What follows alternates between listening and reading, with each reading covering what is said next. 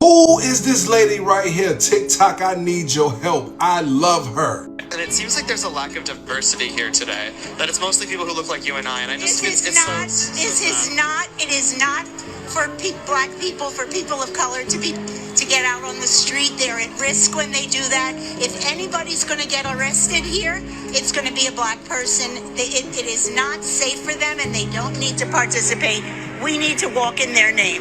Granny said the truth, the whole truth, and nothing but the truth. Shit, I just became her biggest fan. You know, and it's crazy I seen this because somebody asked me the other day, why don't you go out there with them? And I tried to explain to that person the same thing she just said out her mouth. This is definitely our fight, but we don't need to be out there. It's not safe for us. When they see us, they automatically think chaos. As always, inquiring minds want to know. Do you agree with her? Do you believe what she said is on point? Even if you don't, I sure do. And for the ones that don't agree with her, we can easily count you out. I just want to give a shout out to the protesters for the No Kings protests. You all came out even more than last year. Shout out to you guys. A shout out to the world coming out protesting against this administration. And this one guy, this video is cool because this one guy's asking, hey, there's not a lot of diversity out here in the protests. Seems like there's a lack of diversity here today. That it's mostly people who look like you and I. And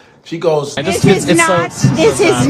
is not for black people, for people of color to get out on the street. Listen, this protest is not for black people. They should not be out here. And you're thinking, oh, wait, what do you mean? They're at risk when they do that. If anybody's going to get arrested here, it's going to be a black person. It is not safe for them, and they don't need to participate. We need to walk in their name. They should not be out here because they will target black people. Black people will be the first ones they want to hurt physically. So we are marching for them in their name. Oh, baby. Oh, spitting fire, spitting bars. And the guy was like, oh, okay. Yeah, she kept it real. That's an ally. Woo, that's a Karen, a good Karen.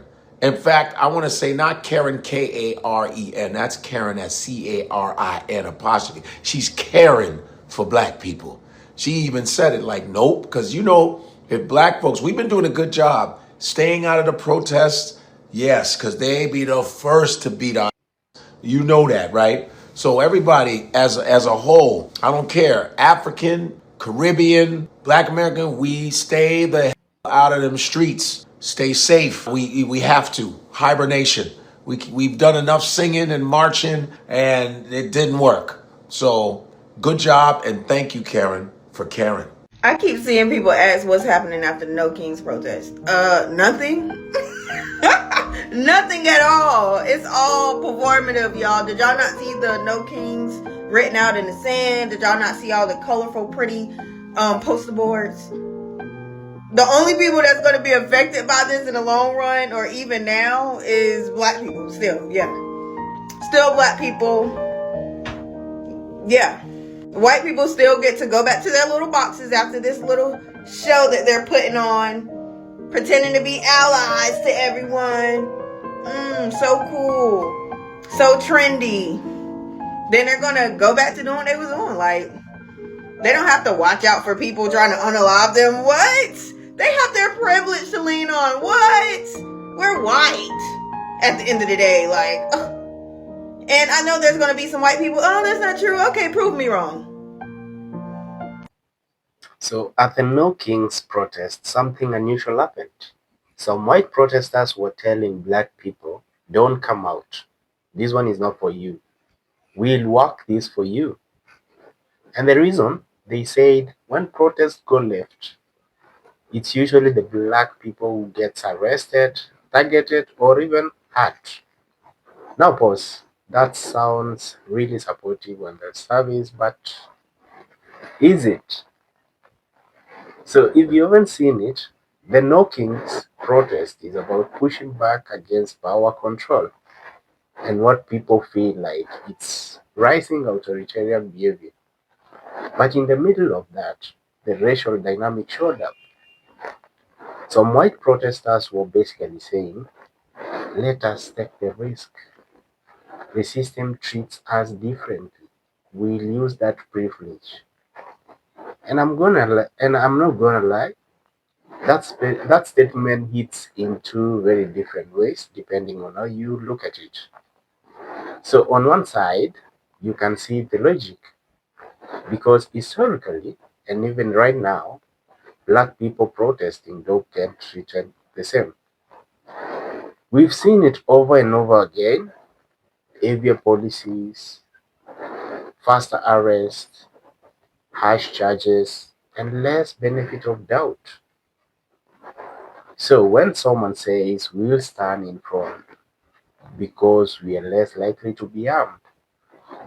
But here is where it gets complicated because telling black people to stay home, that's where it starts to feel like it's off. Like, are you protecting them or are you deciding for them? Because, protesting is not just about risk, it's about the voice. And when you tell a group, let us do this for you, you're walking a very thin line between solidarity and control. Think about it this way: black people have been on the front line of protesting for generations. Civil rights, police brutality, equality, and now suddenly the messages. This time, sit this one out. That can feel like being pushed out of your own struggles, even if the intention is good. Now, don't get me wrong, there is something powerful about people using their privilege to protect others. That really matters, and standing between harm and someone else, that's solidarity. But true solidarity is not we'll replace you, it's we will stand with you. But that's so different, right? Because if the system is unfair, the goal should be to work together around that unfairness. The goal should be to challenge it together, not one group stepping in while the other steps back.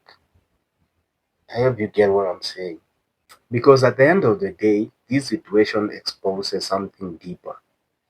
America still doesn't treat everyone the same, even in protest.